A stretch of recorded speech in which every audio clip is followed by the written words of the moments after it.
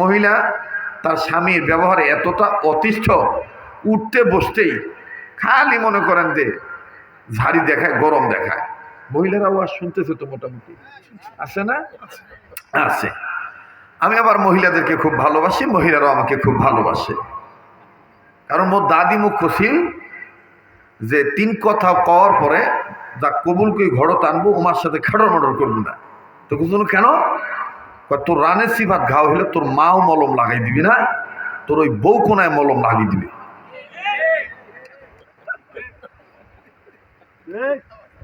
কি ভাই ঠিক না? মোর কাপড়ের তলত যদি ঘাও হয়, বিয়ে হওয়ার পরে মুই মা মোর মার কাছ কই পাও, লুঙ্গি তুলি কই পাও, মা মলম লাগি দে। কথা হসেন না কেন?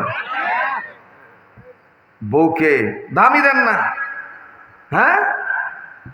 ফকিন্নির বাচ্চা বলে গালি দেন, লজ্জা করে না? সেই বউর হাতের রান্না আবার খেতে চান? মেয়েদেরকে মহাব্বত করবেন, মায়েদেরকে ভালোবাসবেন, আপনার স্ত্রীকে আপনি ভালোবাসবেন। ভালোবাসলে ঘরটা জান্নাতে টুকরা হয়ে যাবে। মহিলারা যে খুশি হয়েছে, যারা শুনতেছে বিশ্বাস করেন, ওরা বলতেছে হুজুর, হুজুর কোনা ভালোই, হুজুর কোনা ভালোই। আপনারা কি সময় দিবেন আমাকে? হ্যাঁ জি ভাই, কি চলে যাবেন?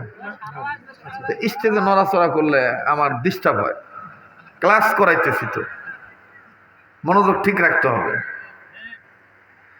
তো বউকে মহাব্বত করতে হবে। আমার দিক তাকান ভাইয়া, ডোন্ট মাইন্ড, একটু হাতটা দেন। শোনেন, এই হাত মাঝে মধ্যে বউর হাতের উপর হাত রাখবেন, হাত রেখে এরকম আঙ্গুলের ফাঁকের মধ্যে আঙ্গুল ঢুকাবেন, ঢুকিয়ে দিয়ে এরকম, আমি ভাইজানকে চাপ দিতেছি, আপনার তো বুঝবেন না, এরকম আদ্রভাবে একটা চাপ দিতে হয়। এই চাপ দিয়ে যদি খালি বলেন আমি না তোমাকে খুব ভালোবাসি, বউ যদি বলে আমিও তোমাকে খুব ভালোবাসি, এই যে ধরিতে আসেন না, সাথে সাথে উভয়ের সগীরা গোনাল্লাহ মাফ করে দিবে। এই ওয়াজগুলো তো এখন নাই। এখন ওয়াজ হইল মমতাজ কেমন করে গান গায়, হাসিনা কি দুঃখে পালায়, ওই কিচ্ছার দরকার আছে? আর ও বেটি পালাইছে সবাই জানে, ওইলে বলি হাঁকাও মাইক ফাটানোর দরকার আছে? আংসাং রংপুরি ভাষায় কয় আংসাং আলাপ পারেছেন বাহে ফেদলা। দেখলা ফেদলার কোনো মানে হয় না, কোনো মানে হয় না। এক কথা বলবেন সে পালাইছে, তার বিচার করতে হবে। কথা চান? নতুন করে তার কোনো পক্ষে কোনো দালালকে আমরা দেখতে চাই না। কথা চাস? কেন পালাইল, কি কারণে পালাইল, হেলিকপ্টারে কিভাবে পালাইলো, আবার ওমার পক্ষে গানও বানাইছেন, ইল্লা বলি হাঁকাও মানুষের মেজাজের মধ্যে বিরক্তি ভাব ঢুকানোর কোনো মানেই হয় না। নমরুদ নমরুদ, ফেরাউন ফেরাউন, কাফের কাফের, আমরা মুসলমান মুসলমান, কাফেরদের সাথে মুসলমানদের কোনো আপোষ নাই। কথা ক্লিয়ার? কথা বলেন তো? সময় দিবেন আমাকে? দিবেন তো ইনশাল্লাহ? একটু জোরে তকবীর দেন তো, নারায়ে তাকবীর। নিজের তকবীর দিবেন, ডানমান লক্ষ্য করবেন কাই তকবীর দেয় না। যাই দিবেন না মনে করবেন আমরা ওই গ্রুপের লোক, ভিতরে ভালো নয়। নারায়ে তাকবীর। দেখছেন আওয়াজ কেমন করে বাড়ি? হ্যাঁ, মোর নাম শরীয়তপুরি, ঠিক আছে? নারায়ে তাকবীর। সামনের বাইরা চুপ থাকেন, পিছনের বাইরা একটু দূরে আছেন, সমস্যা নাই, আল্লাহর পক্ষে তাকবীর দেন। নারায়ে তাকবীর। এবার পিছনের বাইরে চুপ থাকেন, সামনের বাইরে বলেন তো নারায়ে তাকবীর। কেন দেওয়া হচ্ছে জানেন? এই দিনাজপুরে ফুলবাড়িতে নারায়ে তাকবীর স্লোগান দেওয়ার সময় বিরামপুরে মোর ব্যাপারে ক্ষিপ্ত হয়ে গেছিল। এটা এটা কোনো রাজনীতি সভা, এত তাকবীর দাও যাবে না, খেপে গেছিল। হ্যাঁ, তখন আমি বলছিলাম চাচা তাকবীরের সাথে আপনার দুশ্মনী কেন? কয় নারায়ে তাকবীর এটা তো জামাত শিবিরের স্লোগান, এটা হেফাজতের স্লোগান, জঙ্গির স্লোগান। কথা কয় না? নারায়ে তাকবীর কোন জামাত ইসলামের স্লোগান নয়, ব্যক্তি কেন্দ্রিক স্লোগান নয়, এটা আল্লাহ প্রদত্ত নির্দেশ, ওয়ার্ডার। তাকবীর দিতে হবে, নির্দেশ কার? আবার বলেন কার? কোরআনে দলিল আছে না নাই? ইয়া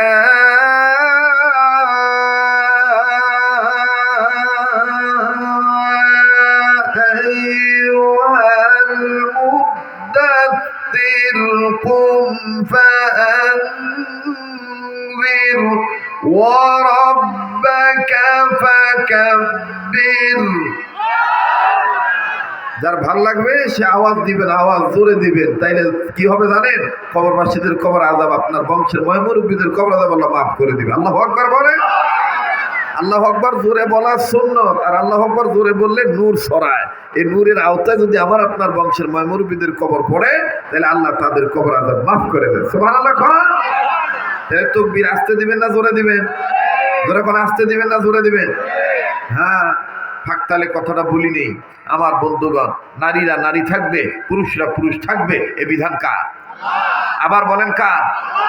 তো এই উঠতে বসতে বউকে শুধু গালিগালাজ করে আর ডাক দিয়ে কয়, মহিলা মানুষ হয়েছে দেখে তুমি মাথা তুটে নাচো। হ্যাঁ, কি হয়েছে? তো মহিলা হয়েছে। এই মহিলা একদিন আল্লাহর কাছে কান্দার ডাক দিয়ে কয়, আল্লাহ ও যদি একটু শিক্ষা দিতা, যে মহিলা বলি যে কি যন্ত্রণা, পেটে বাচ্চা নিতে হয়, থালা বাসন মাজতে হয়, এই প্রচন্ড ভ্যাবসা গরমের মধ্যে রান্না করতে হয়, যদি শিক্ষা দিতা তাহলে আমি বুঝিলাম। তো 10 দিন কাঁদতে কাঁদতে একদিন দোয়া কবুল হয়েছে।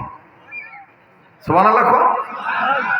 ওই যে লোকটা খেটার মোটর করে, ওই লোকটার মনে করেন প্রেশার আপ ডাউন হয়েছে, পড়ে গেছে পরে ধরাধরি করে ডাক্তারের কাছে নিয়ে গেছে। অবালার ডাক্তারের কাছে গেছে, ডাক্তার কয় মুই তো এখন চেম্বার বন্ধ করি, আপাতত চলার জন্য ওষুধ দিলাম, কালকে আসিয়েন, আপনার কি বড় ধরনের কোনো সমস্যা আছে কিনা, আসার সময় আপনার ওই কফ নিয়ে আসিয়েন আর পেশাব নিয়ে আসিয়েন, আর আসলে মুইও আপনার রক্ত পরীক্ষা করি, তবে আসার সময় আপনি পেশাব নিয়ে আসেন, পেশাব পরীক্ষা করা লাগবে। এখন তো ডাক্তারগুলোর অভ্যাস এরকম, হাঁকাও যদি মনে করেন দাঁতত ব্যথা গেছে, দাঁতের ব্যথা ধরি, হাঁকাও খাচ্ছে যে পরীক্ষা করা লাগবে 7টা। এটা ব্যবসা হয়েছে, বলেন নাই? আপনার দিনাজপুরে এই ব্যবসা নাই তো, কথা এত আসছে কোন কেন? জোরে কথা কন। জি জি। তো এইবার ওই পেশাব পরীক্ষা করবে, তো বাড়িতে গেছে, বেগম জিজ্ঞেস করছে কি কইলো ডাক্তার? কয় আপাতত ওষুধ দিছে, মুখ মুতিয়া বোতল ভরিয়া কাল ধরে যাবে দিছে। এখন হয় বোতল আনো, বেগম শিশি আনছে, শিশি দিছে, বাথরুমে গেছে, বাথরুমে যায় শিশি ভরি মুছছে বাহে। কি করছে? কথা কানা আর একটু ভালো করে কন, রংপুরি ভাষায়, মুচিছে বাহে। কি করছে? মুছছে বাহে। এখন বলিয়া এই শিশি ভরিয়া থুইছে পায়ের কাছে, ওই যে চকির উপর শুইছে, ওই যে চকির পায়ের কাছে থুয়ে দিছে। ক্লান্ত শরীর তো ঘুমিয়ে গেছে।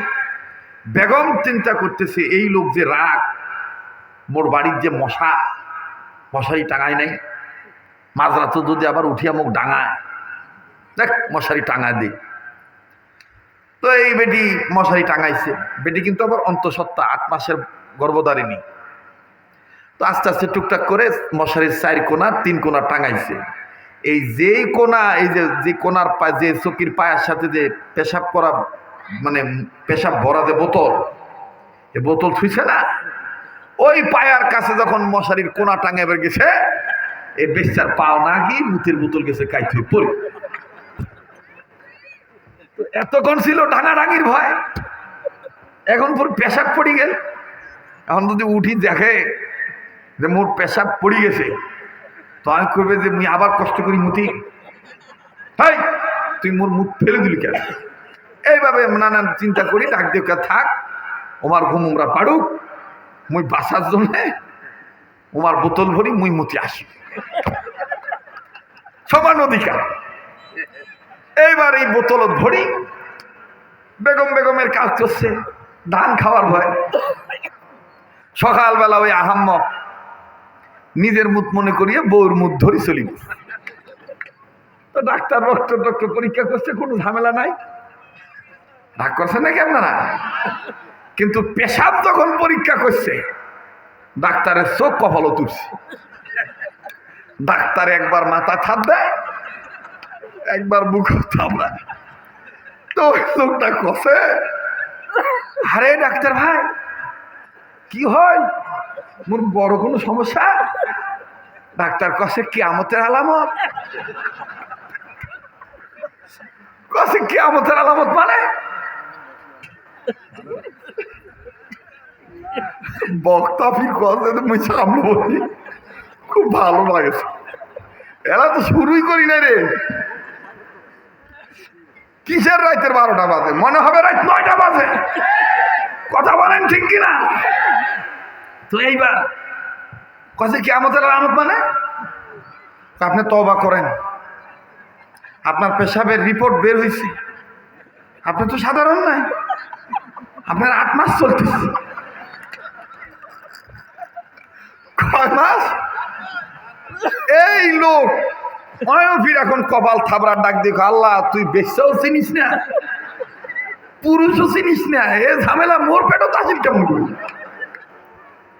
গেছে। মন খারাপ করি বাড়ির যে বউ ডাক দি কষে, এতদিন যাক খাটার মাটার করতো, এখন যায় মহব্বত করি কষে, লাইলি ও মোর লাইলি, এই লাইলি লাইলি করে আদর করি ডাকাওস। লালি কয় ব্যাপার কি? আইস দেখে মদ মাখরা সহ টানি টানি মুখ ডাকাওছে। লাইলি যেমন মোর বউ যদি মুখ কখনো মুখ 20টা করে খাবার দেয় মুই খাই না, কারণ মুই তো মোহনার টাকা বাকি থুই নাই। আমরা যদি মুখ কালো করি মুখ খাবার দেয় মুখ খাইম, মুই খাইম, কথা কয় না খাইম, মুই আর একদিকে মুখ ওদিক ঘুরি থুই দেই। মোর বেটি বুঝি ভালায়, বেটি বুঝিয়া করতে মনে আব্বাক মুখ বেজার করি খাবার দিচ্ছে যেন খাইবে না।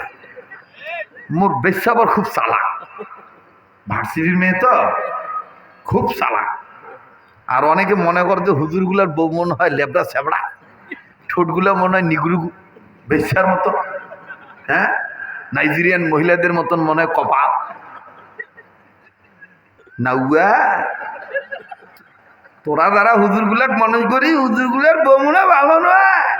শরীয়তের বিধান যদি জায়েজ থাকিলে হয় বউ দেখানো জায়েজ, তাহলে মুই দেখানো হয়, মুই ঠকছি না দিচ্ছি। মানে হুজুর হইলে দাম দিতেই চায় না। এই হুজুররা ওল্ড মডেল, হুজুররা কি কিছু বোঝে? এই যে আমার ভাইটি, উনি ব্যবসায়ী মানুষ, কিন্তু দেখেন হুজুরের সুরত ধরেছে। ওনাকে জিজ্ঞেস করবেন এই সুরতটা ধরে ওনার কতটুকু প্রশান্তি, পিস অফ মাইন্ড উনি অর্জন করেছেন, এটা উনি জানেন আর ওনার আল্লাহ জানেন। দাড়ি কাটো, দাড়িটা রেখে দেখো, দাড়িটা রেখে দেখো, টুপি পড়ো না, টুপিটা মাথায় দিয়ে দেখো, আতর ব্যবহার করো না, আতরটা ব্যবহার করে দেখো। অবহেলা করবেন না। আল্লাহ আমাকে বারবার মক্কা মদিনায় নেন, বারবার নেন। প্রতি বছর রমজান মাস সহ 45 দিন আমি মদিনায় থাকি। এবারও ছিলাম, কিন্তু হজে যাওয়ার খেয়াল ছিল না, কোনো নিয়তি ছিল না। গত পরশুদিন উপর থেকে অর্ডার চলে আসছে যেতে হবে। এই যে গত পরশুদিন কনফার্ম হয়ে গেছে, আগামী 27 তারিখ আখের ফেতরা, মানে শেষ ফ্লাইটের যে ফ্লাইটগুলো আছে এর মধ্যে 27 তারিখ আবার যেতে হবে। তা আমি কথা দিচ্ছি, সময় দেন, আরাফাতের ময়দানে মিনা মুজদালিফায় আমি আপনাদের জন্য দোয়া করব। আমি এখানে আপনাদের এখানে জোকারি করতে আসি নাই, হকারি করতে আসি নাই। আমার এই হাসির টপিক্সের মধ্যে আপনি কিছু শিক্ষা পাবেন। একটু খেয়াল করেন, একটু সময় দেন। আর আমার দিল বলতেছে মাহফিল কবুল হয়ে যাবে, নাকটার মধ্যে আল্লাহ ওয়ালাদের গ্রান পাইতেছে। মোহতারাম হাজিরিন, তো এইবার ডাক দিয়ে করতেছে, হ্যাঁ রে ডাকের মধ্যে আছে কি মায়া রে লাইলি। তাই সে কেউ ডাক্তার কি কইছে? কয় ডাক্তার যা কইছে কো মনে হয় বাসিম না কিয়ামতের আলামত। বদনাত করি, পানি ধরিয়া আমি অজু করি, জায়নামাজ কোঠে, জায়নামাজ বেশি দে, মুই নামাজ পড়ো, মুই তওবা করো। আর তো মুই খুব কষ্ট দিছি, আজ ফির কোন গজব জানি মোর ভিতর চলে আসছে। বেশ্যা তো মানে বোধ পাইছে, টের পাইছে। রংপুরিয়া ভাষা যদি কিছু ভুল হয় তো মুখ শিখি দিয়েন, ঠিক আছে? আমি বরিশাল গেলে বরিশালের আঞ্চলিকতায় কথা বলি, চিটাগাং গেলে চিটাগাংয়ের আঞ্চলিকতায় কথা বলি। এবার মহিলা ডাক দিয়ে কয় কি হয়েছে? ডাক্তার লোকটা ডাক দিয়ে বলতেছে, সেই লোকটা বলতেছে আমার পেটে নাকি 8 মাসের বাচ্চা। তোরটা মোর পেটে আসিল কেমন করে? এই মহিলা ডাক দিয়ে কয় এই এতটুকুই আপনি ঘাবড়ে গেছেন? মানে এটা কেমন করি সম্ভব? মুই পারিম কিভাবে? গর্ব খালাস হবে কিভাবে? বহু মহিলা মারা যায়।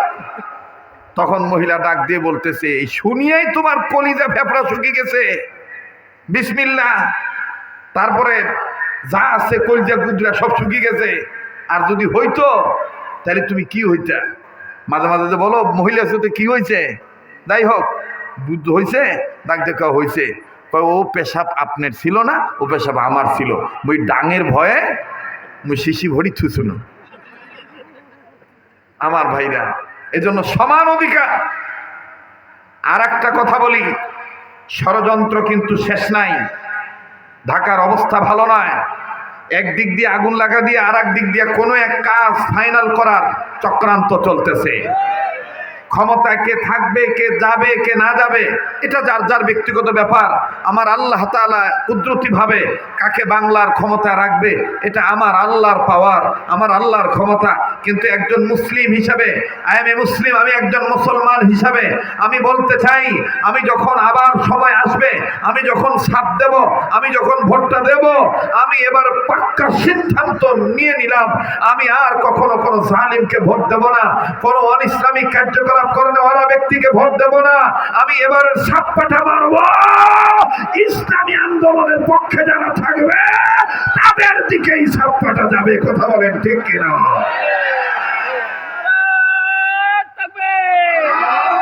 ভাই আমাকে কথা বলতে দেন, আমার মিয়া ভাই অনেক ব্যস্ত মানুষ, উনি চলে যাবেন।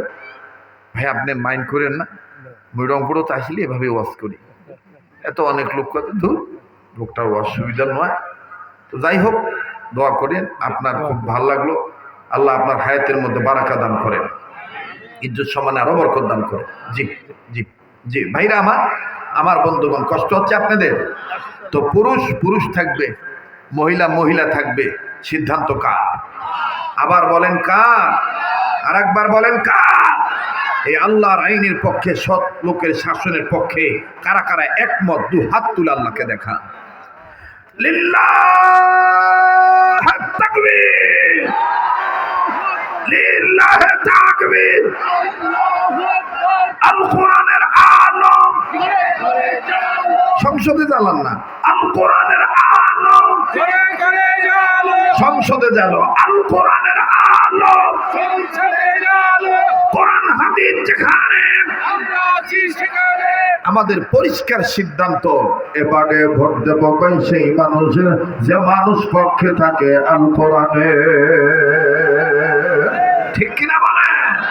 এবারে ভোট দেব সেই মানুষের যে মানুষ পক্ষে থাকে আল কোরআনের। নারায়ে তাকবীর, নারায়ে তাকবীর। এবারে ভোট দেব সেই মানুষের যে মানুষ পক্ষে থাকে আলেম ওলামাদের। আলেম ছিল, আলেম আছে, আলেমদের সাথে এলেমের সম্পর্ক, এলেমের সাথে আমার আল্লাহর সম্পর্ক। কথা বলেন ঠিক কিনা?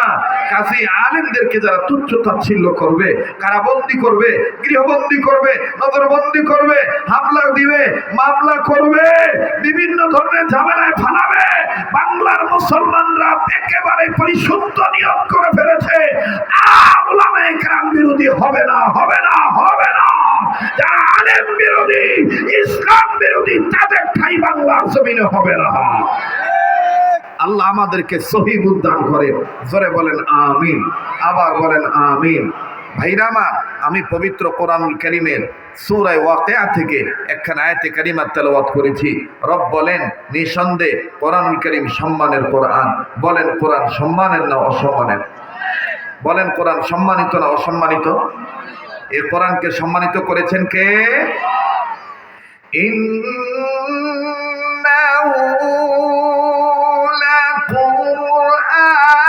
লাকুরআনুন কারীম।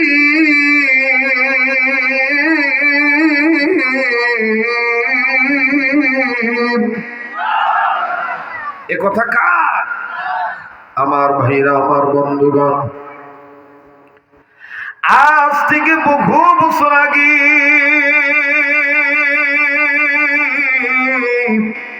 এই দুনিয়ার জমিনে মানুষগুলোকে সৃষ্টি করে আল্লাহ রাব্বুল আমিন দুনিয়ার জমিনে পাঠায় দিলেন। এই মানুষগুলি দুনিয়ার জমিনে চলে আসার পরে বিদ্যা বুদ্ধির বারে আত্মহমিকা করে দাম্ভিক পূর্ণ জীবন গঠন করে। এই মানুষগুলি আল্লাহ রাব্বুল আমিন আইন কানুন মানা বাদ দিয়া বাপ দাদার ধর্ম লাট মানা দুর্জবল সরস্বতী আফ্রোদতি, কেউ বাবার কালী, কেউ বাবার মহাদেব, কেউ বাবার ঠাকুর, কেউ বাবার দুর্গা, কেউ বাবার রঙ্গী, কেউ বাবার লক্ষ্মী, কেউ বাবার সরস্বতী। আমার বন্ধুগণ, নানান মানুষ নানাবিধ শিরিক বিদাত করতে করতে মানুষ যখন আমার বন্ধুগণ পাপাচারী হয়ে গেল, ঠিক তদানীন্তন সময়ের পাপে ভরা ঘনে ধরা মানুষগুলোকে আরে বাবাজি আল্লাহ ভোলা মানুষগুলোকে আমার আল্লাহ রাব্বুল আমিন আল্লাহওয়ালা বানাবার জন্য আমার রব তার কুদরতি পার্লামেন্টের সিদ্ধান্ত অনুযায়ী দুইটা নিয়ামত দুনিয়ার জমিনে পাঠিয়ে দিলেন।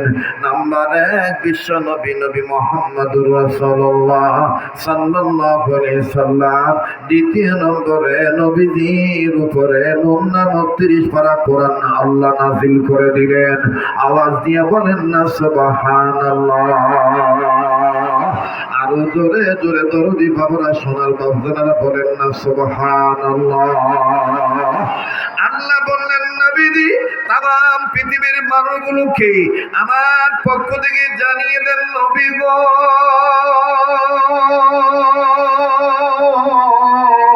এই পৃথিবীর জমিনে যারা মানুষ রূপে জন্ম নিল, এই মানুষদেরকে আমি আল্লাহ রাব্বুল আমিন ভালো বানাবার জন্য আমি রব আমার পক্ষ থেকে 2টা নিয়ামত দুনিয়ার জমিনে পাঠিয়ে দিলাম। তাও আবার মানুষদেরকে ভালোবেসে হে মানব জাতি বলে আমি তাদের ডাক দিয়ে হুঁশিয়ার করে জানাই দিলাম। আল্লাহ বলেন ইয়া আইয়ুহান নাসু ক্বাদ জাআকুম বুরহানুম মির রাব্বিকুম ওয়া আনজালনা ইলাইকুম নূরাম মুবিনা।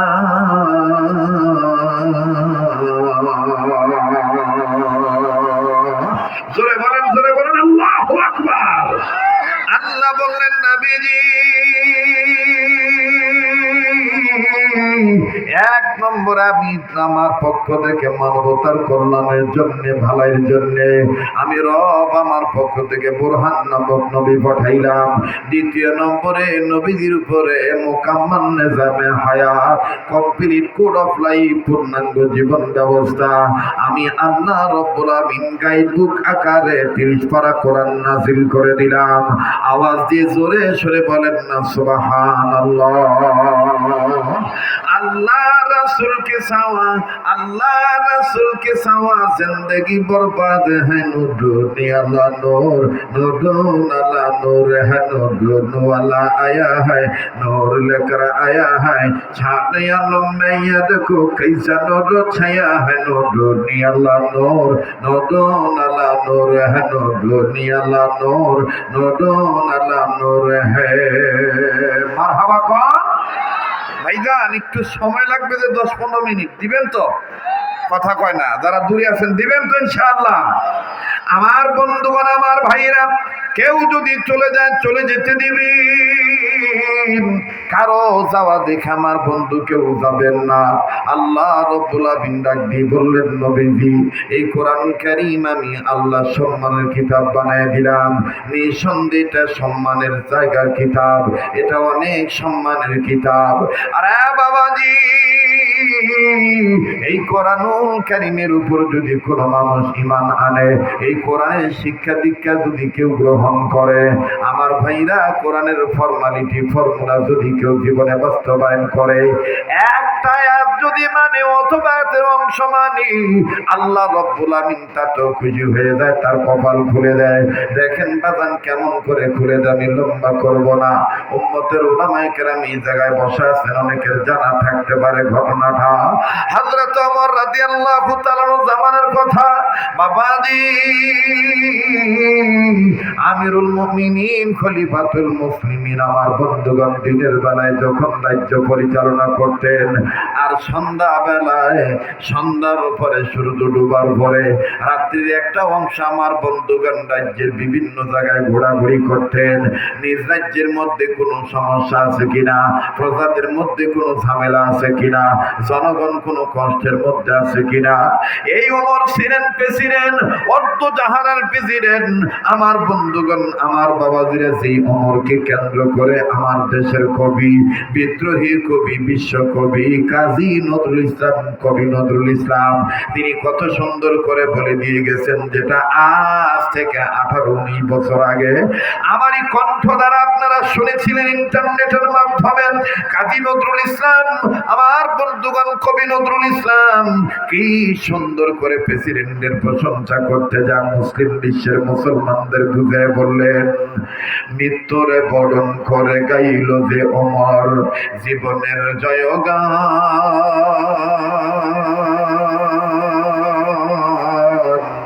দিনের খাতিরে যেন কাতরে সর্বস্ব করিলেন দান, অর্ধ পৃথিবী করিত শাসন, তালি দেওয়া জামা গায়ে, আটার বস্তা পিঠে করে নিয়া সেবিত দুস্থ মায়ে, আজ কোথায় গেল সে মানব দরদি তৌহিদি সন্তান, কোথা গেল সেই সোনার মানুষ, কোথা সেই মুসলমান। কথা বলেন ঠিক কিনা? আমার ভাইরা, আমার বন্ধুরি, ওমর রাদিয়াল্লাহু তাআলা সিদ্ধান্ত নিলেন, দেখি কোন সমস্যা আছে কিনা। বাবাজি হযরত ওমর রাদিয়াল্লাহু তাআলা মাঝে মধ্যে ছদ্মবেশে উনি দিনের বেলাও ঝোর জঙ্গলে চলে যেতেন, পাহাড় পর্বত অঞ্চলে চলে যেতেন। আমার বন্ধুগণ, ধুধু মরু প্রান্তর, বালির চর মরু প্রান্তরে চলে যাইতেন। আমার ভাইরা, আমার বন্ধুগণ, ছদ্মবেশে তিনি ঘোরাঘুরি করতেন। একটু বাজান এদিক সেদিক নজর দিবেন না ভাইয়া, এদিক সেদিক নজর দিলে আলোচনার পয়েন্ট না হারিয়ে ফেলবেন। কেন আপনি কোরআনকে সম্মানের কিতাব মনে করবেন না? আর নিজের বাচ্চাদেরকে, ছেলে মেয়েদেরকে কেন আপনি দ্বীনি শিক্ষায় ভর্তি করে দিবেন না? এইরকম মাদ্রাসায় কেন দিবেন না? ওলামায়ে কেরাম তো বলে না আপনার ছেলেকে ডাক্তার বানায়েন না, ওলামায়ে কেরাম তো বলে না এই কথা যে আপনার ছেলেকে ইঞ্জিনিয়ার বানায়েন না, ডক্টর বানায়েন না, প্রফেসর বানায়েন না। আমার বন্ধুগণ, ওলামায়ে কেরাম বলে সব বানান, তবে মুসলমান হিসাবে মুসলমানের সন্তানদেরকে, ছেলে মেয়েদেরকে প্রাথমিক শিক্ষা কোরআন সুন্নাহর শিক্ষা দেন। কথা বলেন ঠিক কিনা? প্রফেসর বানান, ডক্টর বানান, ইঞ্জিনিয়ার বানান, বাধা নাই, কিন্তু প্রাথমিক শিক্ষা যেটা, বক্তব্যের শিক্ষাটা দেন, হালাল হারাম শিক্ষা দেন, কোন দিকে পেশাব করা হারাম এগুলো শিক্ষা দেন। তাহলে এই ছেলে বড় হলে নাস্তিক হবে না, খোদাদ্রোহী হবে না, ইসলাম বিরোধী হবে না, নবীকে গালি দেওয়ার, নবীর বিরুদ্ধে কথা বলার সাহস পাবে না, টুপিদারির বিরুদ্ধে কোনো কথা বলতে পারবে না। কথা বলেন ঠিক কিনা? কষ্ট হচ্ছে আপনাদের? ভাইয়া আপনারা বললে আমি চালাবো, নাহলে আমি দোয়া করে দেব। কি বলেন? বলবো? যেরকম বলবো। তো হযরত ওমর রাদিয়াল্লাহু তাআলা আনহু ছদ্মবেশে উনি ঘুরতেছেন, দেখি তো আমার রাজ্যে কোনো সমস্যা আছে কিনা। হঠাৎ করে হযরত ওমর নজর করে দেখে কোনো এক রাস্তার মাথায় একটু কয়েকটা তাঁবু আছে, বাড়িঘর আছে। এই গলি, রাস্তার গলির এক মাথায় এক পুরুষ লোক, পুরুষ মানুষ দুধের বাচ্চা কোলে করে নিয়ে, এরকম কোলে করে নিয়ে এরকম করে নাট্যে স্যার ডাক দিয়ে কয়, কাঁদে না, কাঁদে না, কাঁদে না বাবু, তোমার আম্মু নাই, তাতে কি হয়েছে, আমি তো আছি। ওমর চিন্তা করলো যে এই বেটা মনে হয় ভিক্ষা করি খায়, এই ছাওয়া কোলে করে নিয়ে ঘুরতেছে, ভিক্ষা বেশি পাওয়ার লোভে। হযরত ওমর মানুষ তো ধারণা আসতেই পারে। হযরত ওমর কাছে গেছে, দেখো কি মিয়া, ভিক্ষা বেশি পাওয়ার আশায় কি ছাওয়া ধরি ভিক্ষা করো নাকি? দুধের ছাওয়া তোমার কোলে কেন? আমাদের দেশেও দেখবেন ফকিরা কিন্তু খুব কায়দা করে ভিক্ষা করে, খুব কায়দা জানে, ভালো পাও। ট্রাকের টায়ার কাটিয়া ওটা দিফি বাঁধছে, বান্ধিয়া দেখবেন আবার কয়েকজনে হাওলাত নিচ্ছে, দিন শেষে মজুরি দেয়। আমার কথা বোঝেন কিনা আল্লাহ জানে, ঠিক আছে না? দেখবেন এরকম বান্ধিয়া, বিশেষ করে সন্ধ্যার পরে ওমার রংপুরি ভাষায় বিঘার ওঠে, বিঘার উঠে, মানে জ্বালা বাড়ায়। সন্ধ্যার পরে দেখবেন ওই যে গাবলার মধ্যে কয়েকটা রেজকি পয়সা দিয়া 5 টাকা 10 টাকার নোট দিয়া একটা বাতি ধরে আর ভেঙ্গিয়া সাদিয়া এরকম পাওনারা অয় কয় আপনার বেটা বেটির নামে দিয়া জানগদান। আর পিছনেতে 4-5 জন আছে, ওরা আবার কয় লগ পাল্লা নবীর নাম।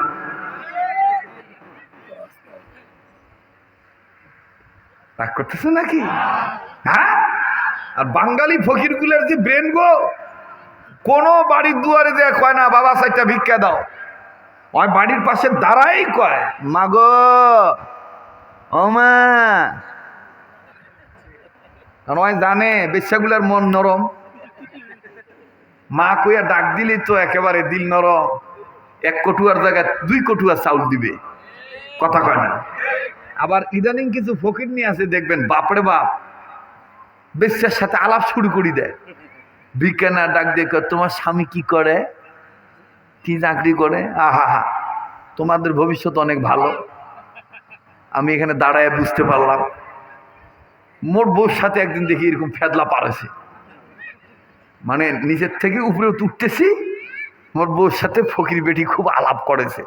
তো মোর বউ কোনাও দেখো যে দরজার সামনে দাঁড়ায় আলাপ শুনেছে। তো ডাক দিয়ে কইতেছে যে আপনাদের তো কপাল অনেক ভালো, আপনারা লাখপতি থাকিবেন, ভাড়া থাকা লাগবে না।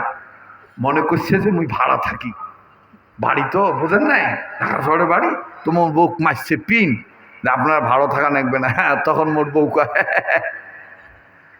ও দোয়া আপনার জন্য করেন, আমাদের জন্য নাকবেন না, কথা কয় না। মানে ভিক্ষাটাও এখন একটা পেশা হয়ে গেছে ফন্দি। আবার দেখবেন হাট বাজার গুলা দেখবেন কোনটাকার কোন গাছের মোতা নিয়ে আসে আর ডাক দিয়ে কয় গাছ বলি অবহেলা করিবেন না, গাছই রতন গাছই যতন। রাস্তা 2 ধার থেকে তুলিয়া মানে দেখবেন তো ওই ওষুধ বেচার ধান্দা, শিকড় বেচার ধান্দা, ডাক দিয়ে কবে যে এই গাছটা আমি নিয়ে আসছি, যারা পেশাব করার পরে যাদের শরীর ঝাঁকি মারে। আর বাঙালি কিছু আছে বোঝে না, লেখাপড়া নাই, এটা তো স্বাভাবিক। পেশাব করার পরে আদম সন্তান মানব জাতি একটু গাও নাড়া দিবে, ঝাঁকি দিবে, এটা দোষের কি? ঝাঁকি না দিলেই দোষ, ঝাঁকি না দিলেই কি দোষ। ওই যে ঝাঁকি দিছে, এখন ওই চিন্তা করে রিক্সা চালায় খায়, ওই চিন্তা মুই তো ঠিকই রে, বিড়ি টানে তার করতে ঠিকই তো, মোর তো পেশাব করার পরে মোর ঝাঁকি মারে।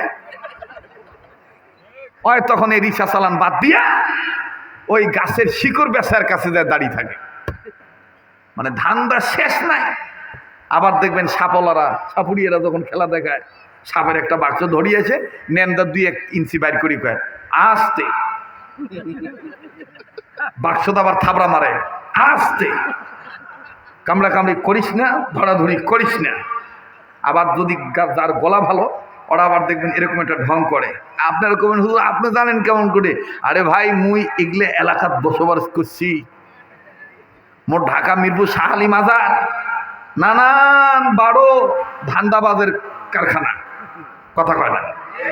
দেখবেন যে এরকম করে হাত নাড়ে, ওই সাপে এরকম করে নেন, এরকম করে ডাক দিয়ে কয় ওরে পাহাড়িয়া বনের সাপরে তুই করিস না নরা নারী কামারা কামরি,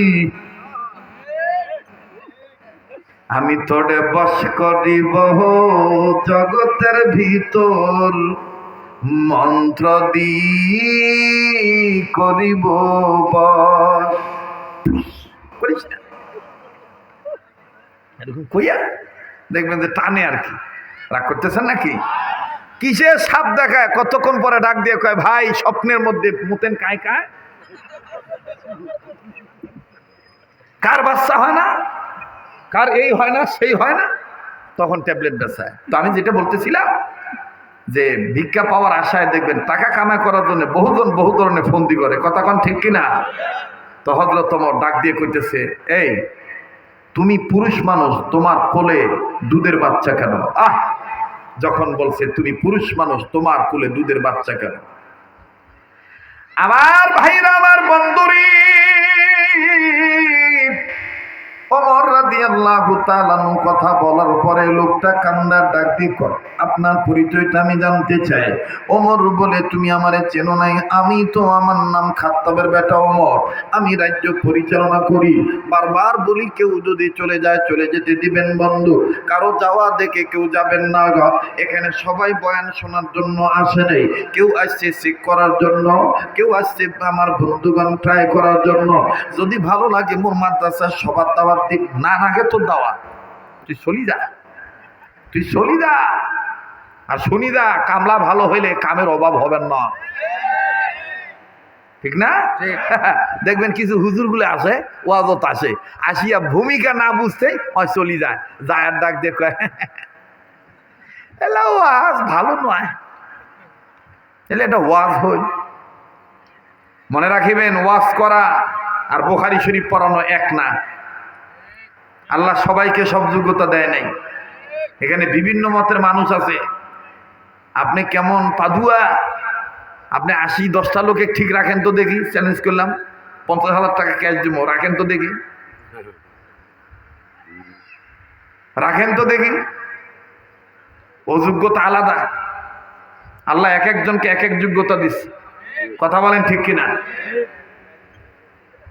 ও ভাইয়া, কথা আসতে কইস ভাইয়া, এমনি তোরা কালো জামা পরছিস, আবার কাই কাই কালো মানুষ, আবার কালো জায়গা খাড়াছিস, মোর কেমন জানি ভয় করেছে। রাগ করতেছেন নাকি? এই হিংসাটা সারেন, একটু সময় দেন, একটু বুঝেন লোকটা আসলে বলতে চায় কি। কথা বলেন ঠিক কিনা? এতগুলো মানুষ কত কর্নার থেকে এসেছেন, ব্যবসা গরম উপেক্ষা করে আলেমদের কথা শুনতেছেন, আর আমি যদি একটু সময় দিয়ে আওয়াজ না করি, তাহলে এই কষ্ট আপনাদের লাগবে না? বলেন লাগবে না? কষ্ট যেন না লাগে, এই জন্য আমি সময় দিতেছি। ভাইয়া কোনো সমস্যা নাই তো? আপনারা বলেন চলবে কি চলবে না? আবার বলেন চলবে কি চলবে না? হযরত ওমর ডাক দিয়ে বলতেছে, কি বলো, তুমি আমাকে চেনো না? আমি তো বর্তমান খলিফা ওমর, খাত্তাবের বেটা ওমর। এবার বাচ্চাটার বাবা, বাচ্চাওয়ালি লোকটি কান্দার ডাক দিয়ে বলি, বাচ্চাওয়ালা লোকটা কান্দার ডাক দিয়ে বলতেছেন, আমিরুল মুমিনিন, তুমি মাফ করে দিবেন, আপনি আমাকে চিনেন নাই, আমি আপনাকে চিনি নাই, তবে আপনি জানতে চেয়েছেন এই বাচ্চাটার পরিচয় কি, কেন আমি বাচ্চাটা নিয়ে, দুধের বাচ্চা মায়ের কোলে থাকার কথা আমার কোলে কেন? হুজুর গো, আমি এই বাচ্চাকে নিয়ে ভিক্ষা করি না, এই বাচ্চাটাকে নিয়ে আমি বিভিন্ন জায়গায় ঘোরাঘুরি করি, এই বাচ্চাটা যেন সুস্থ থাকে, কেননা এই বাচ্চাটার মা নাই। আমিরুল মুমিনিন, এই বাচ্চাটার কথা শুনলে আপনি অবাক হয়ে যাবেন, আপনারও হয়তো বা চোখ কপালে উঠে যাবে, আপনি আশ্চর্য হয়ে যাবেন, এটা একটা সাংঘাতিক বাচ্চা, এই বাচ্চাটা সাধারণ বাচ্চা না। ডাক দিয়ে বলে, কি বাচ্চা, তুমি আমায় বলে দাও, বলে দাও, বাচ্চাটার পরিচয় জানিয়ে দাও। আমার বন্ধুগণ লোকটা কান্দার ডাক দিয়ে বললেন, ওমর গো, আমি আমার কথা তোমায় জানাইতেছি, আপনাকে জানাইতেছি, আপনি শুনে নেন। আমি একজন তিজারামান ব্যবসায়ী ম্যান, আমি ব্যবসা করার জন্য নিজের ডিস্ট্রিক্ট থেকে অপর ডিস্ট্রিক্টে যাব, আমি বাহিরের ডিস্ট্রিক্টে যাব 1 বছর 1.5 বছরের জন্য। আমার বিবির গর্ভে সন্তান, আমার বিবি গর্ভবতী, বিবির পেটে বাচ্চা, আমার বিবির গর্ভে সন্তান। যখন আমি মাল সামানা গুছাইতেছি, ব্যাগ বস্তা যখন আমি রেডি করতেছি, সামিয়ানা গুছাইতেছি, আমি যখন সামানা গুছাইতেছি, ঠিক তখনই আমার বেগম কান্দার ডাক দিয়ে বলতেছেন, স্বামী আমার, আপনারও মা নেই, বাবা নেই, আমারও মা নেই, বাবা নেই, আপনার জন্য আপনি একা, আমার জন্য আমি একা, আমরা উভয়ের জন্য আল্লাহ বাদে আমাদের অন্য কেউ নেই। অবস্বামী,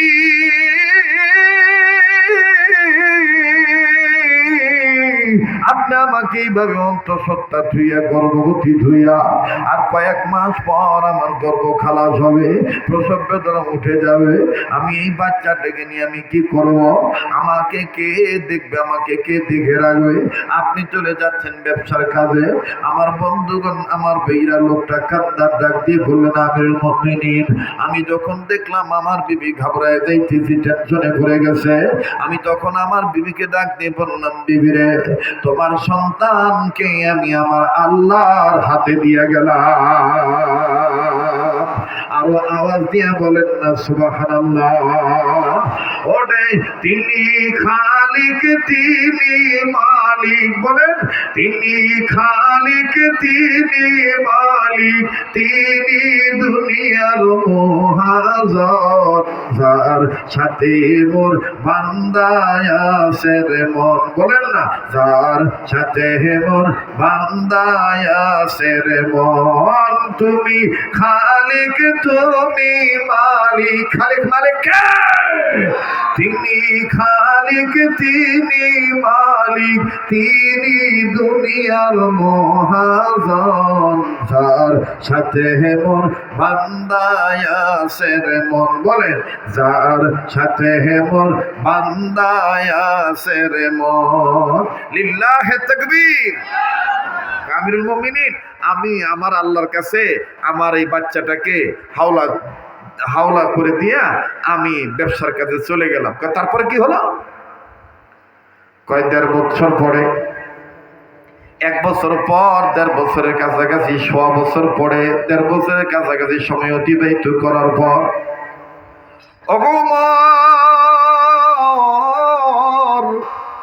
আমি যখন আমার নিজ বাড়িতে আসলাম, এসে দেখি এলাকার মধ্যে এসে দেখি আমার জায়গা আছে, বাড়ি নেই, ঘর নেই, আমার তাবু নাই, বাড়ি ঘর নাই, আমার বিবিকেও দেখা যায় না। আমি জায়গায় দাঁড়ায় কান্নাকাটি করে চিৎকার করে বলতেছি, ব্যাপার কি? আমার বধূ কোথায়? আমার বাচ্চা কোথায়? আমার বাড়ি ঘরের অবস্থা কেন? হুজুর, প্রতিক্রা সবাই দাঁড়িয়ে গেল।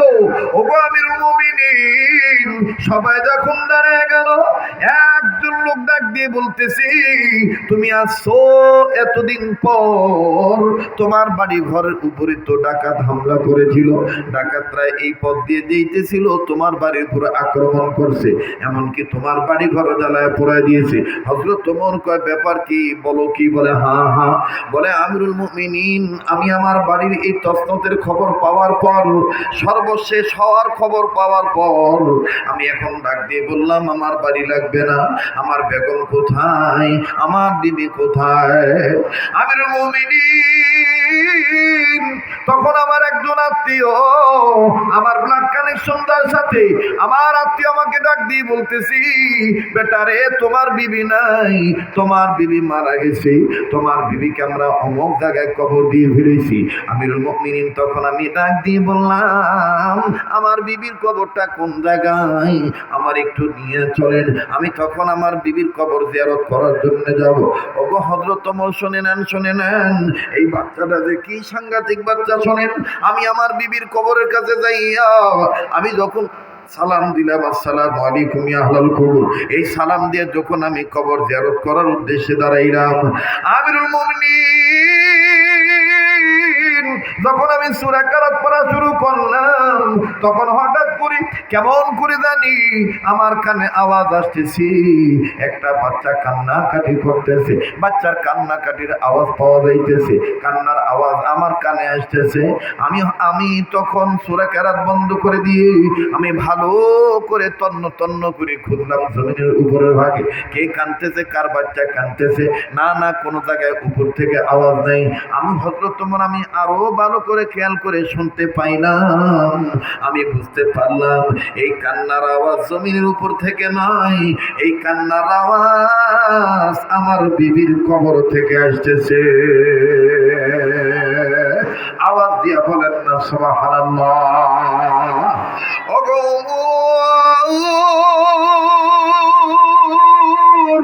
এই কান্নার আওয়াজ যখন আমার কানে আসলো, আমি যখন বুঝতে পারলাম আমার বিবির কবর থেকে বাচ্চার কান্নার আওয়াজ আসতেছে, আমি এখন কি করি? আমার মনটা চাইতেছে আমি নিজেই তখন কবর খনন করি, কিন্তু মাসলাগত বিষয় ঠিক থাকার কারণে হযরত ওমর আমি নিজে নিজে মাতবরি করতে পারলাম না। এলাকার আলেমদের কাছে চলে গেলাম, আমি যাইয়ে এবং এলাকার নির্ধারিত কাজী সাহেবের কাছে গেলাম। আমার বাজান, এই কাজী মানে সেই কাজী নয়, এই কাজী হলো মাতব্বর, বিচারক, গ্রাম্য প্রধান। আমার বন্ধুগণ, গ্রাম গ্রামের প্রধান মানুষ, আমার ভাইরা বিয়ে পড়ানো কাজী নয়। তৎকালীন সময় আমার বন্ধুগণ, গ্রাম সরকার কি গ্রামের প্রধান দ্বারা মুরব্বী তাদেরকে কাজী বলা হইতো। ওই কাজীদের মাধ্যমে সামাজিক বিচার আচার করা হইতো। এবার ডাক দিয়ে বলে, আমি কাজী সাহেবের কাছে গেলাম। কাজী সাহেবের কাছে যাই বললাম, প্রথমত আমার আত্মীয় স্বজনের কাছে বললাম কবর খনন করতে চাই। এই কবরের মধ্য থেকে বাচ্চার কান্নার আওয়াজ পাওয়া যায়। আমার এলাকার লোকেরা বিশ্বাস করলো না, আমাকে দূর দূর করে তাড়ায় দিল। তখন আমি বাধ্য হয়ে কাজীর কাছে গেলাম। কাজীর কাছে যাই ডাক দিয়ে বললাম, কাজী সাহেব, আমি একজন বাচ্চার বাবা হইয়া, একজন স্ত্রীর স্বামী হইয়া আপনার কাছে আবেদন করি, আপনি যদি অনুমতি দিতেন আমি আমার বিবির কবরটা খনন করতাম। কারণ আমার দিন বলে আমার বাচ্চা মরে নেই, আমার বিবি মারা গেছে, আমার বাচ্চাটা মনে হয় মরে নেই। বাচ্চার কান্নার অবস্থা কেমন জানি কলিজায় লাগে। কাজী সাহেব আবার এমন আল্লাহওয়ালা ছিলেন, আমার ভাইরা, আমার বন্ধুরি। কাজী সাহেব ডাক দিয়ে বলতেছে, আমি তোমাকে নিজের পক্ষ দিয়ে কোনো কথা বলতে পারবো না, তবে তুমি বাড়িতে চলে যাও। আজকে রাতে তুমি আর আমি বলতেছি, আমি কাজী সাহেব, আল্লাহ সাহায্যে আমি স্বপ্নের মধ্যে রসুলকে জিজ্ঞেস করব।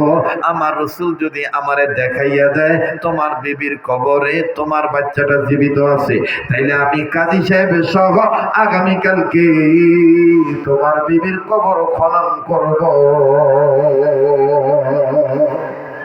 আল্লাহু আকবার কোন, একটু জোরে কোন আল্লাহু আকবার। আমি আমার পক্ষ থেকে পারমিশন দিতে পারতেছি না, আমি আমার রসুলকে দেখতে চাই। রসুল যদি বলে, আমার ভাইরা, তৎকালীন সময়ের গ্রাম্য প্রধানরা ছিল আল্লাহওয়ালা, আর এখনকার অধিকাংশ গ্রাম্য প্রধানরা হয়েছে মদওয়ালা। কথা কথা না বা হে, কিওয়ালা? মদওয়ালা, ঘুষওয়ালা, সুদওয়ালা, গীবত করনেওয়ালা, ঠিক কিনা? তো এইবার লোকটা ডাক দিয়ে বলতেছে, আপনি রসুলকে দেখবেন? বলে হ্যাঁ। এই লোকটা বলতেছে, কাজী সাহেব, আমি কি রসুলকে দেখতে পারবো না? আমার জানা মতে তো আমি এরকম কোনো গুনাহ করি নেই যে স্বপ্নের মাধ্যমে আমি রসুলকে দেখতে পারবো না। আপনি যদি আমাকে একটু আমলটা শিখাইতেন। কাজী সাহেব বলতেছে, ঠিক আছে, তুমি এইভাবে নামাজ আদায় করে তুমি রাত্রেবেলায় ডাইন কাত হয়ে শুয়ে পড়ো, এতবার দুরূদ শরীফ পড়ে। আমি খুলে বললাম না। আমার বন্ধুগণ, আমার ভাইরা, আমার বাবাজিরা, উনি এই আমলটা নিলেন, নিয়ে উনি বাড়িতে চলে গেলেন। বাড়িতে যখন চলে গেলেন, উনি স্বপ্নের মধ্যে দেখে ওই রাত্রে আল্লাহ রসুল সাল্লাল্লাহু আলাইহি সাল্লাম ওনার ঘরে তাশরিফ আনছে। একটু আস্তে কোন সুবহানাল্লাহ, একটু আস্তে কোন সুবহানাল্লাহ, একটু জোরে কোন সুবহানাল্লাহ। স্বপ্ন দেখলেন, আল্লাহ রসুল হাজির হয়েছেন। আল্লাহ রসুল বলতেছেন, তোমার বিবি মারা গেছে ঠিক, কিন্তু তোমার বিবির বাচ্চাটা, তোমার বাচ্চাটা মারা যায় নাই, তোমার বাচ্চাটা এখনো কবরে জিন্দায় আছে। আমার ভাইরা, আমার বন্ধুরে,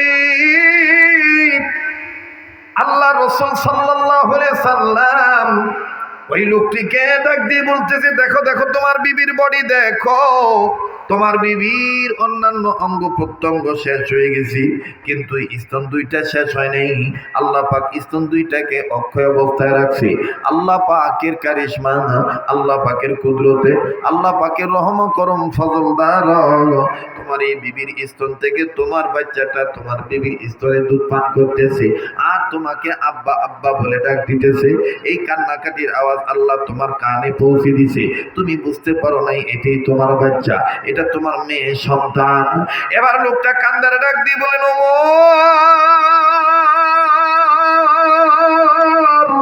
আমি ফজরের আযানের আওয়াজ যখন কানে আসলো, এই আওয়াজ শোনার পর, আযান শোনার পর আমি মসজিদে চলে গেলাম, আর মনে মনে সিদ্ধান্ত নিলাম, আর খুঁজতে থাকলাম কাজী সাহেব তো নামাজে আসবে, দেখি তো কাজী সাহেব স্বপ্নে দেখছে কিনা। কাজী সাহেব কি স্বপ্নে দেখছে, কাজী সাহেবের কথাটা আমি শুনবো।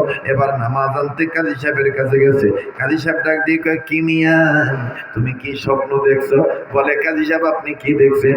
বলে, আমি দেখছি তোমার বিবি মারা গেছি, তোমার বাচ্চাটা মারা যায় নাই, তোমার বাচ্চাটা কবরস্থানে আল্লাহর রহমতে জীবিত আছে। এবার বাজার লোকটা ডাক দিয়ে কয়, কাজী সাহেব আমিও তো এইটাই দেখছি। এবার ডেকে ডেকে বলতেছি, চলো যাই চলো যাই, তোমার বিবির কবর খনন করব। মুসলমান ভাইরা রে আমার, আমি আপনাদেরকে বলতেছি বেশি রাত্র পর্যন্ত, গভীর রজনী পর্যন্ত আমি আপনাদেরকে বিরক্ত করব না। আর 10-15 মিনিটের মধ্যেই কথা আমি ফিনিশিং দিয়ে আমার বন্ধুগণ বিদায় নিয়ে চলে যাব। তবে অনুরোধ করব বাজান মনোযোগ হয়ে শুনবেন। একটা কথার দ্বারা যদি আপনি আল্লাহ হয়ে যান, এই কোরআনেই আছে যে বান্দা বান্দি আল্লাহর উপর ভরসা করে তার জন্য আমার আল্লাহ যথেষ্ট হইয়া যায়। ঠিক কিনা বলে? আমার ছেলে, আমার মেয়ে, আমার সম্পদ, আমার গাড়ি, আমার বাড়ি, আমার জীবন, আমার যৌবন, আমার মেধা, সব কিছু কার হাতে? যারা বলেন কার হাতে? আল্লাহর হাতে। এই আল্লাহর হাতে আল্লাহর নাম নিয়ে যদি কোনো কাজ শুরু করেন, দেখবেন আপনার বরকত কমবে না, বরকত আরো বাড়বে। ঠিক কিনা বলেন? তো এবার আমিরুল মুমিনিন খলিফাতুল মুসলিমিন বলতেছে, আরে তারপরে কি হলো বলেন না। লোকটি ডাক দিয়ে বলতেছে, হযরত ওমর, আমি কাজী সাহেবকে নিয়ে কবর খনন করতে যাব। যখনই কবর খনন করতে যাব, কবর খনন করা হয়ে গেছে, আমি তখন কপালে হাত দিয়ে বলতেছিলাম বাচ্চাটাকে জীবিত দেখে, আল্লাহ এটা কেমনে সম্ভব? ও ওমর, ওই কবরের ভিতর থেকে এমন একটা আওয়াজ আমার কানে আসলো, এই আওয়াজের ঠেলায়, এই আওয়াজের দরুন এমন একটা বরকতি আওয়াজ, যে ওয়াজ, যে আওয়াজ, এই আওয়াজের কারণে তৎকালীন সময় যে বিধর্মী ছিল, যারা লাত মানাত উজ্জা হবল সরস্বতীকে পূজা দিত, তারা ওই কবরের স্থানের কাছে দাঁড়াইয়া কালেমা পড়ে মুসলমান হয়ে গেছে। হযরত ওমর কয়, সুবহানাল্লাহ, এই বাচ্চাটা তো তাহলে একটা অস্বাভাবিক বাচ্চা। আচ্ছা, কি কি আওয়াজ আছে আমাকে একটু বলো তো দেখি। আপনারা কি 5-7 মিনিট সময় দিবেন? শুনবেন? কারা কারা শুনবেন একটু হাত তুলে দেখান তো দেখি। মাশাআল্লাহ, হাত নামান। আমার প্রথমে মনটা ভেঙে গেছিল যে কোন জায়গায় আসছিলাম, এই লোকগুলো ঘুমাচ্ছে বালিশ ছাড়া। এখন সকলেই জাগনা হয়ে গেছে। এখন সকলে কি হয়েছে? জাগনা হয়ে গেছে। আমার বন্ধুগণ, আমার ভাইরা, আমার বাবাজিরা, হযরত ওমর রাদিয়াল্লাহু তাআলা আনহু জিরো ছিলেন, হিরো বানাইছেন কিসের দ্বারা? আল্লাহ কোরআনের দ্বারা। কিসের দ্বারা? বলেন বলেন, কিসের দ্বারা? কোরআনের দ্বারা। এই লোকটার বাচ্চাটা আমার বন্ধুগণ কবরে জীবিত আছে। বিবি মারা গেছে, পেটে বাচ্চা ছিল, বাচ্চাটা কবরের মধ্যে জীবিত আছে। আপনি কি বলতে পারেন এই লোকটার সন্তানকে আল্লাহ জীবিত রাখছে কিসের বরকতে? ওই কোরআনের একটি আমল এই লোকটা মানছে, ঘোষণা করছে, আল্লাহ তাআলা কবুল করছে। সুবহানাল্লাহ। তাহলে আবার একটু বুঝে থাকলে বলেন তো দেখি, কোরআন দামি নাকি বেদামি? কোরআন দামি না বেদামি? এই যে তালিমুস সুন্নাহ মাদ্রাসা, আমাদের আবুল কাশেম সরকার দিনাজপুরি হুজুর এবং আমাদের আরেকজন ভাই সহ, মাওলানা সহ, যে এই যে আপনাদের এখানে যে করা হইল, এতে কি বলেন তো দেখি, এলাকা কি এলাকার দাম বাড়বে না কমবে? ধরে বলেন, বাড়বে না কমবে? এই ওলামা একরামদেরকে একসাথ করতে পারতেন না যদি মাদ্রাসাটা না হইতো। কাশেম সাহেব হুজুর যদি কইতো, ভাই আমার বাড়ির দাওয়াত খেয়ে যান, হুজুরা সবাই আসতো না। ভাই একটা মাদ্রাসা করছি, ভাই মাদ্রাসার উপলক্ষে বড় ভাই একটা মাহফিলের ব্যবস্থা করছি। মাশাআল্লাহ, সবার দিলের মধ্যে তামান্না জাগ্রত হয়েছে, আমরা মাদ্রাসা দেখব, মাদ্রাসা যাব, মাদ্রাসা পক্ষে দু একটা কথা বলবো। মনে রাখতে হবে, প্রত্যেকটা ছোট বড় মাদ্রাসাই বাঙালি মুসলমানদের জন্য, পৃথিবীর সব মুসলমানদের জন্য ক্যান্টনমেন্ট। মাদ্রাসা কি ম্যান? ক্যান্টনমেন্ট। এই মাদ্রাসাগুলি ঠিক থাকলে এলাকা ঠিক থাকবে। আমার বন্ধুগণ, আমার ভাইরা, যে এলাকায় মাদ্রাসা ঠিক থাকবে ওই এলাকায় বহিরাগত কোনো হামলা আসবে না, মাদকদের আঁকড়া জমবে না, কোনো ভণ্ড, কোনো বেদাতি স্থান পাবে না। কথা বলেন ঠিক কিনা? তো সেই কোরআনের পক্ষে আমাদের থাকা দরকার আছে না নাই? আবার বলেন, আছে না নাই? মুসলমান ভাইরা, আমার বন্ধুরে, প্লিজ বাজান, কেউ কারো দিকে নজর নাই। লোকটা তখন বাচ্চাটার কপালে চুমা দিয়া ডাক দিয়ে কয়, আমিরুল মুমিনিন, আমার এই বাচ্চাটা আমার মেয়ে বাচ্চা, মেয়ের প্রতি আমি বাবা দুর্বল। আর অবশ্যই কিন্তু এটা কিন্তু অবশ্যই 100 বাবারা কিন্তু কন্যা সন্তানের প্রতি বেশি দুর্বল হয়ে যায়, বাবারা কিন্তু কন্যা বেটিদের পক্ষে বেশি দুর্বল হয়ে যায়, মেয়েরাও কিন্তু বাবার পক্ষে বেশি দুর্বল হয়। কথা বলেন ঠিক কিনা? আরে ভাইয়া, লোকটা কান্দার ডাক দিয়ে বলতেছেন, ওমর রে, এই সন্তানটার প্রতি আমি এত দুর্বল হয়ে গেলাম, আমি এই সন্তানের আব্বা ডাক আর আমি সহ্য করতে পারলাম না। মনটা চায় কবর ভিতর থেকে আমি তারে টান দিয়ে বের করি, কিন্তু তাড়াহুড়া করলে দেখতেছি বাচ্চার ক্ষতি আমাদের ক্ষতি। আবার যখন এই আওয়াজটা শুনলাম, ওয়াজটা শুনলাম, হযরত ওমর ডাক দিয়ে বলে, তুমি কান্দো কেন? লোকটা ডাক দিয়ে বলে, আমিরুল মুমিনিন, আমি বাবা হয়ে কান্দি, এই সন্তানটাকে এখন মায়ের আদর দিয়ে বড় করতে হইতেছে। বাবাজি, দুনিয়াতে যাদের মা আছে বাবা নাই, যাদের বাপ আছে মা নেই, তাদের মতন বড় দুঃখী বড় অভাবী আর কেউ নেই। কথা বলেন ঠিক কিনা? আরে দিনাজপুর এলাকার নিউ টাউন এলাকার এই মিস্ত্রি পাড়া মানিকনগর এলাকার বাপ ভাইরা, আমি জানি না কার বাবা নাই, আমি জানি না কার মা নাই। বাপজি কত বড় নিয়ামত বন্ধু। আজকে তুমি কোন বাপের বুড়া কয়ে গালি দাও, আজকে তুমি কোন মায়ের বুড়ি কয়ে গালি দাও। এই মাদ্রাসা নতুন মাদ্রাসা, এই হযরতওয়ালাদের আর একটা মাদ্রাসা আছে, আর একটা মাদ্রাসা, ওইটা প্রবীণ পুরাতন মাদ্রাসা। ছোট বড় মাদ্রাসা নিউ টাউন বলেন, গোলাপবাগ বলেন, আলামিয়া বলেন, আমার বন্ধুগণ যত মাদ্রাসা বলেন, সমস্ত মাদ্রাসাগুলি কি আপনি ঘোরাঘুরি করে খোঁজ খবর নিয়ে দেখবেন বাবা, অনেক সন্তান আছে, ছাত্র আছে, এতিম সন্তান। কোন সন্তানের বাপ আছে মা নাই, আবার কোন সন্তানের মা আছে বাবা নাই। বাবাজি, আবার কোন সন্তানের মাও নাই, বাবাও নাই। আজ আমার আপনার দাঁত আছে, তাই দাঁতের মর্ম নাই, দাঁতের মর্ম বুঝি না। আজ আমার আপনার মা বাপ বেঁচে আছে, তাই মা বাপকে কদর করি না। কিন্তু দুনিয়াতে যে ইচ্ছাটার মা নাই বাবা নেই, এই জানে তার কত বড় নিয়ামত নেই। আপনারা হয়তো বা কেসের মধ্যে শুনেছেন ঘটনাটা, আমি আমার নিজ মাদ্রাসার কথাটাই বলি। 1 মিনিটে শুধু একটু টাচ দিয়ে যাই। কোন বাবার কবরটাও তুমি জিয়ারত করো না, কোন বাবার জন্য তুমি দোয়া করতে মাহফিলে আসলা না। ওগো বাড়িওয়ালা, এই বাড়িতে চিরদিন থাকতে পারবা না, দুনিয়া কিন্তু থাকার জায়গা না, দুনিয়ায় কেউ চিরদিন থাকতে পারবো না। মনে রাখো, আজ যদি তুমি আমি বাপ মার জন্য দোয়া করি, আজ যদি তুমি আমি বাপ মার জন্য কান্নাকাটি করি, তোমার আমার ছেলে মেয়ে নেক্সট সময়, পরবর্তী সময়ে তোমার আমার বেটা বেটিও তোমার আমার জন্য দোয়া করবে। কথা বলেন ঠিক না বেঠি? আরে বাবাজি, আপনারা কারা গো এত বড় ভাগ্যবান সন্তান আপনারা? আমার দিল বলে আপনাদের মায়েরা আপনাদেরকে গর্বে নিয়ে কোরআন তেলাওয়াত করেছিল, নেকের কাজ করেছিল, ওই বরকতে আপনারা আজকে নেকের কাজ করতেছেন। আমার ভাইরা, এদিক সেদিক নজর নেই বাজান। বাপজি কত বড় নিয়ামত। নিজ মাদ্রাসার কথাটাই বলি বাবাজি, নিজ মাদ্রাসার বারান্দায় দাঁড়াইয়া আমি মাদ্রাসার ছাত্রদের খেলা দেখতেছি, বড় ভালো লাগতেছে ছাত্রদের খেলা দৃশ্য। হঠাৎ করে বাজানো গেটের দিকে যখন নজর গেল, নজরে ধরা পড়লো আল্লাহর একজন বান্দা, খুনের ছাত্র অভিভাবক পিতা। তিনি তার হাতের মধ্যে কয়েকটা ব্যাগ নিয়ে দাঁড়িয়ে আছে। বাইরে থেকে বিস্কিট, চানাচুরের বিস্কিট দেখা যায়, বাইরে থেকে বোঝা যায় আপেল কমলা মালটা আছে, কিন্তু বাদান কোন ছাত্রের বাবা আমার জানা নাই। বারবার সন্তানকে তালাশ করে, আবার যারা পায় তারা ডাক দিয়া বলে, ওই ছেলেটার ডাক দাও, যাইয়া বলো তোমার আব্বা আছে। বাইরে আমার বাপ সন্তানকে তালাশ করতে করতে আর সন্তানের নজরে বাপ পড়ে গেল। খেয়াল করে দেখলাম 5-7 জন ছাত্রের মধ্যে একজন ছাত্র খেলা বন্ধ করে দিয়ে দিল। খেলা বন্ধ করে নিজের গায়ের যে গেঞ্জিটা ভিজে গেছে ঘামের পানিতে, এই গেঞ্জিটা ছেলেটা গোছাইতেছে, বিভিন্ন অঙ্গ প্রত্যঙ্গে ধুলাবালি ময়লা লাগিয়েছে। এই ছেলেটা বাবাকে দেখিয়া টুপিটা সোজা করিয়া আমার বাইরা ছাত্রদেরকে ডাক দিয়ে বলতেছে, আমি আর আজকে খেলবো না, আমি আমার আব্বার কাছে যাবো, ওই যে আমার আব্বা আছে। তখন বললো আব্বা আছে, কথাটা শুনে আমার খুব ভালো লাগলো। বাবার দিকে দৌড় মারলো। ওই সময় একটা শিক্ষা অর্জন হলো, ইবরত হাসিল হইল। ভাইরে, তুমি আমি অনেক সময় বাবা যদি ঘামান্ত শরীর নিয়ে আসে, ডাক দিলে হাত বাড়াইলে তুমি আমি বলি তোমার গায়ে দুর্গন্ধ যাবো না, তুমি নোংরা, তুমি পরিষ্কার হয়ে আসো। কিন্তু ওই দিন দেখলাম বাবা বাপ বলছে কারে, ছেলেটা যখন এই অপরিষ্কার শরীর নিয়া, এই নোংরা গেঞ্জি নিয়া, ঘামান্ত পানিতে ভিজা গেঞ্জি নিয়া, ধুলাবালি জড়িত শরীর লইয়া বাবার ফানে দৌড় মারলো। বাবা একটু ঘৃণা করলেন না, ব্যাগগুলো নিচে রেখে 2 হাত বাড়ায় দিয়া ডাক দিয়ে বলে, আয় বাবা, তুই আমার কোলে আয়।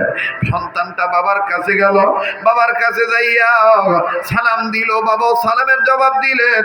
বাবা সন্তানের কপালে চুমু দেয়, ছেলেটাও আব্বু বলে চুমু খায়।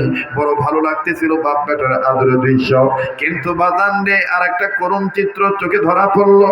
কানে আওয়াজ আসতেছে, কে জানি কানতেছে গুনগুন গুনগুন করে, বোবা মানুষের মতন কান্দে। আমার ভাইরা ডাইনে বামে ঘুরাইয়া দেখি,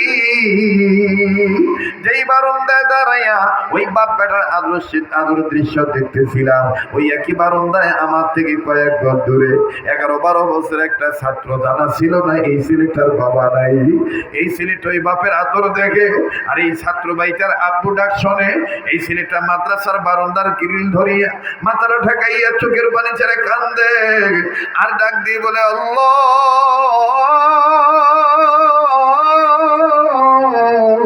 আমারও তো আব্বু ছিল, আজকে আমার আব্বু নাই, এই জন্য আমি কাউরে আব্বু বলে ডাকতে পারি না। আল্লাহ গো, আমার আব্বু তো আমার এইভাবে আদর করতো, চুমা দিত।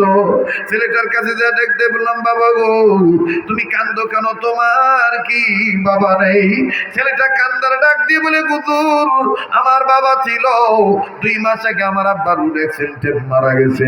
এবার ডাক দিয়ে বলতেছে, আজকে আমি ডাক দিয়ে বললাম, কান্দো কেন, আজকে কান্নার কারণ কি? ছাত্রটা কান্দার ডাক দিয়ে বলে, হুজুর আজকে কান্নার কারণ হইল এই ভাইয়ার আব্বার আদর দেখে আমার আব্বার কথা মনে হয়ে গেছে। আরে ভাই, আমি জানি না এই মাহফিলে কে বাপ হারাইছে, কে মা হারাইছে, কার জানি মা বাপ নাই, কার মা বাপ জানি কবর থেকে কান্দার ডাক দিয়ে বলে, বেটা বেটিরে মাহফিলে গেলি না, আমাদের জন্য দোয়া করলি না। আমি একটা ওয়াদা নিতে চাই ভাইয়া, কলিজার টুকরা যুবক বন্ধুরা, মুরব্বী বাবারা, এই কাবা ধরা হাতের সাথে, মেহমানের সাথে, আল্লাহর ঘরের মেহমানের সাথে, মুসাফিরের সাথে যেই হাতটা আল্লাহ ওয়ালাদের হাতের সাথে লাগানো, এই হাত উঠাইয়া সকলের বাপ মার জন্য দোয়া করব। ওয়াদা দিতে পারেননি, আমার সাথে একসাথে দোয়া করে যাবেন ইনশাআল্লাহ। এতক্ষণ বসে থাকলেন, শেষ ভালো তার সব ভালো তার, আর 5-7 মিনিট কি বসা যাবে না? যাবেন ইনশাআল্লাহ। কারা কারা শেষ পর্যন্ত থাকবেন একটু হাত তুলে দেখান তো দেখি। নারায়ে তাকবীর, হাত নামান।